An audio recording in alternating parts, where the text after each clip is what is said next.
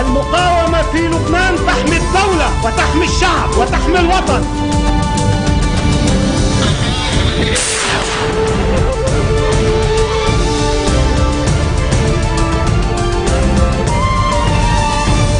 Good afternoon on this Sunday, May 30th. I'm Nuna Naufa. These are today's headlines. A car bombing rocks the eastern Bekaa town of Absel. The explosion, the causes of which are still unknown, only resulted in material damage. Justice Minister Ashraf Rifi asks the state prosecutor to discover the identities of the shooters in a controversial video and pass severe sentences against them. And an American fighting for a rebel group in Syria carries out a deadly suicide bombing attack in the first such case in the war, according to U.S. officials. A car bombing rocked the eastern Bekaa town of Absel this morning. Now, the MTV news station said that the explosion, the causes of which remain unknown, only resulted in material damage. Voice of Lebanon Radio, meanwhile, said that a Lebanese woman from the Rayed family and a Syrian rebel called Iyad Dibbe were wounded in the explosion. The power of the blast caused the silver Kia vehicle carrying a Syrian license plate to break in half, and it took place at around 1:30 a.m. near Al Hakim restaurant near Absel's main square. Al Jadid television later reported the explosion may have been caused by a bomb in the car or dynamite sticks that were tossed under the vehicle. It said that 2 people were wounded in the incident without identifying them. Justice Minister Ashraf Rifi asked the state prosecutor to discover the identities of the shooters in a controversial video and pass severe sentences against them. In a statement, Rifi referred the video to the prosecution's office. The video, which went viral on social media and aired on some local television stations on Friday, showed men shooting in the air and vowing to liberate Babda. Some local media reported that the video was taken on May 25th and the shooters were celebrating the televised appearance of Hezbollah chief Sayyid Hassan Nasrallah on Liberation Day. Lebanese have been known to express both joy and sadness by firing shots in the air, an act that is prohibited by law. Local media also said the men were members of Hezbollah. Rifi, however, said the video harmed national security and incited sectarian strife, both crimes punishable by law. Free Patriotic Movement leader MP Michel Aoun is asserting that he is the sole strong presidential candidate that should be voted for as head of state. He also added that only foreign powers are impeding his election, which a Jamhuriya newspaper said he was hinting at Saudi Arabia. The lawmaker made his remarks during a meeting a few days ago with a delegation of Maronite institutions. Trusted sources that took part in the meeting added that Aoun stated the discussions between the FPM and the Future Movement over the presidential elections are still ongoing. The talks between the two sides are focusing on the parliamentary electoral law, cabinet issues, and an alternative presidential candidate if it's not going to be Aoun. An agreement to cooperate over government affairs was reached, while talks on the other 2 issues will require further contacts. After witnessing a feverish time period of suicide bombings and booby-trapped cars that created havoc among the citizens, Lebanon seems to be 90% free from this fear now.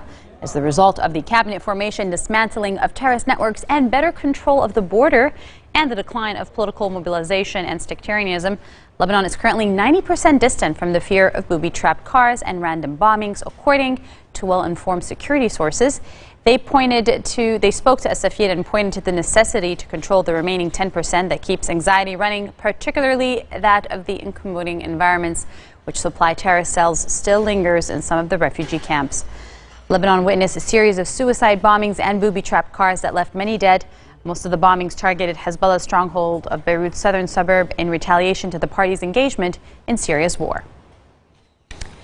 The head of the World Bank, Jim Yong Kim, is scheduled to arrive in Lebanon this Monday on a 2-day visit aimed at discussing the case of Syrian refugees in the country. Kim has expressed his dismay with the international community's support for Lebanon in helping it contain the burden of refugees, noting that the country and Jordan are bearing the brunt of most of the displaced. He added the support Beirut and Amman are presenting the refugees is not being reciprocated by the international community. His trip is aimed at demonstrating what these 2 countries have done to the world by harboring such a large number of displaced. Now, Al-Nahar newspaper is reporting the World Bank has meanwhile been very generous in aiding Jordan and Lebanon, and it will continue to make pledges to further assist them. He said this to Al-Nahar. A fire erupted in Syrian refugee tents set up in East Lebanon at dawn on Friday, destroying several makeshift homes. Civil defense teams were able to put out the blaze, which some local media reports said destroyed 17 tents. The internal security forces arrived to the scene of the fire and launched an investigation to determine the cause. No casualties were reported. A video circulating online showed the fire in the Bekaa Valley town of Jdita raging with several people standing and watching.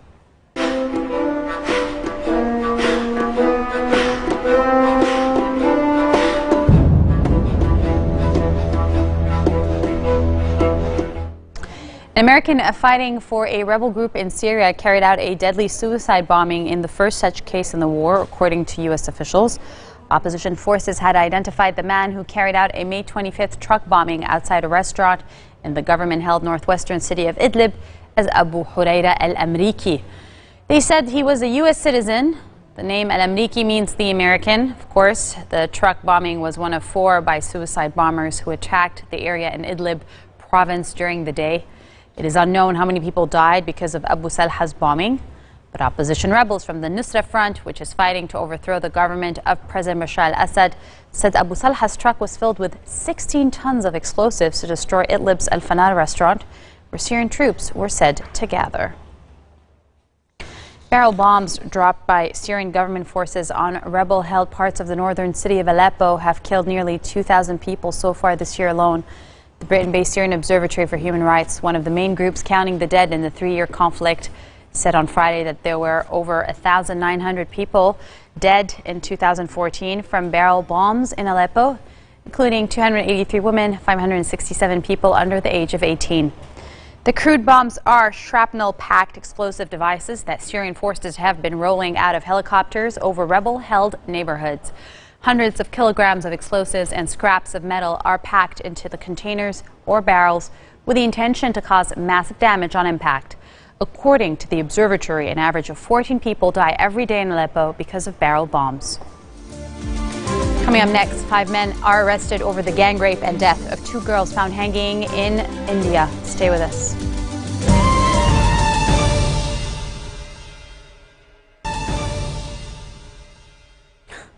Sa'il. Turkey's Prime Minister Recep Tayyip Erdogan has told people not to mark the anniversary of national protests that left 8 dead and thousands wounded last year. Turkish authorities are preparing to tackle Saturday's demonstrations with 25,000 police officers and 50 water cannons. What began last May as a peaceful demonstration against plans to redevelop Gezi Park, a part of Istanbul's Taksim Square, spiraled into massive protests spread around the country against Erdogan that resulted in brutal police retaliation. The demonstrations continued for weeks, leaving 8 people dead and thousands wounded. Despite a government ban on gatherings at Taksim Square, a symbolic rallying point, activists asked the public to hold demonstrations there. Special forces from the United States, France and Algeria have been dispatched to Libya's south to target terrorist networks, according to the Times newspaper. The UK Daily quoted Olivier Guita, Director of Research at the Henry Jackson Society, a London-based think tank, as saying the special forces' objective was Al-Qaeda in the Islamic Maghreb. He said the issue of terrorism is huge, and for the time being, they are looking at getting the south cleaned up as much as possible from Akim and fighting Mukhtar bil-Mukhtar. He added at the same time, if they can get the country to be more stable and less inclined to helping other Islamist militias, then they'll do it. There were reports last year bil-Mukhtar had been killed in a firefight with troops from Chad, but the time quoted security sources as recently confirming he had left Mali and taken refuge in southern Libya. 5 men have been arrested over the gang rape and death of 2 girls found hanging from a mango tree in a northern Indian village, according to police. The discovery of the 2 cousins, aged 14 and 12, in the Badun district of Uttar Pradesh on Wednesday is the latest sexual violence case to have stirred national outrage. Saxena said preliminary cases have been filed against 5 men who are all being held in custody.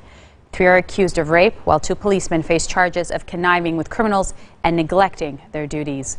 2 other men were also named in a police complaint filed by the victims' families, but their whereabouts are still unknown. There is a long history of women and girls from India's lower castes, especially those who belong to the Dalit caste, who were previously known as untouchables, of being sexually abused by people from higher castes. Pakistani police officers are investigating because they did not intervene when a woman was publicly beaten to death with bricks, according to a court official. Pakistani Chief Justice Tasadduq Hussain Jilani, speaking live on state TV, said he's asked the police inspector general to provide a full report on the so-called honor killing of Farzana Parveen, aged 25, who apparently died because she married a man against her family's wishes. Authorities said they arrested two of the woman's cousins, an uncle and a driver. Her father was arrested earlier. Prime Minister Nawaz Sharif on Friday called the killing totally unacceptable and said it's a great shame for such a crime to happen in the presence of police. Despite the expressions of public outrage, such killings are an ingrained part of Pakistani culture, though they usually happen in rural areas, not large cities such as Lahore. Russian President Vladimir Putin, in a telephone call with his French counterpart François Hollande, urged a halt to bloodshed in Ukraine and the start of talks between Kiev and eastern separatists. The telephone call, which the Kremlin said was initiated by the French side, took place before a planned meeting between the two leaders on June 5th in Paris that will be Putin's first with a Western leader since the annexation of Crimea. This comes as pro-Russian separatists in eastern Ukraine have shot down a military helicopter in Sloviansk, killing 14, including an army general, as rebels and government forces fought fierce battles. In the capital of Kiev, Ukraine's acting president said rebels used surface-to-air missiles to take down the helicopter, which had been ferrying services, including General Sergei, who was among the dead. Sloviansk is a Donetsk region, one of the two provinces in eastern Ukraine that have declared independence from the government in Kiev. And 2 days ahead of the official start of hurricane season, U.S. President Barack Obama received a briefing on hurricane preparedness at FEMA headquarters in Washington. He highlighted mobile apps that have been developed to help Americans find essentials such as shelter, water, and gas in case of hurricanes or other emergencies. Last week, the U.S. National Oceanic and Atmospheric Administration predicted a near or below normal 2014 Atlantic hurricane season with 8 to 13 tropical storms and 3 to 6 hurricanes. All starts from June 1st till the end of September. We're here at FEMA's National Response Coordination Center to get an update on this year's preparations for hurricane season, which begins on Sunday. I want to thank Secretary Jay Johnson, as well as FEMA Coordinator, or FEMA Administrator Craig Fugate, for leading this briefing. And I also want to thank all the hardworking employees in all the departments that are responsible for helping us prepare, respond to, and recover from emergencies. States still have the primary role in preparing for and responding to disasters, and will continue to make sure that they get the full resources that they need and support they need to back them up. But it's also every citizen's responsibility to make sure that we are prepared for emergencies when they come, not just hurricanes, but every emergency. And that's why I want to thank the representatives that we have from not just the Department of Energy, but also the Commonwealth of Virginia, as well as the folks from Orange County, Florida, who have developed mobile apps to give residents the ability to plan, prepare for, get faster notice of, and respond to emergencies before a hurricane is even on the horizon. These apps can help families develop emergency plans, figure out evacuation routes, and receive emergency alerts. After a storm, one app provides information about power outages and where gas stations might be opened. Others show residents where to find shelter and water. So I encourage every American to visit ready.gov. That's our national website where you can go and get every bit of information you need to figure out whether you're ready in the event, heaven forbid, something happens. This marks the end of our bulletin for today. Let me remind you of our top stories. The car bombing rocked the eastern Bukatan of Arsail. The explosion, the causes of which are unknown, only resulted in material damage. Justice Minister Ashrafifi asks the state prosecutor to discover the identities of the shooters in a controversial video and pass severe sentences against them. An American fighting for a rebel group in Syria carries out a deadly suicide bombing in the first such case in the war, according to U.S. officials. And those are your Saturday headlines live on Future Television. Excuse us for our earlier mistake. I was getting ready for Saturday night. Take care.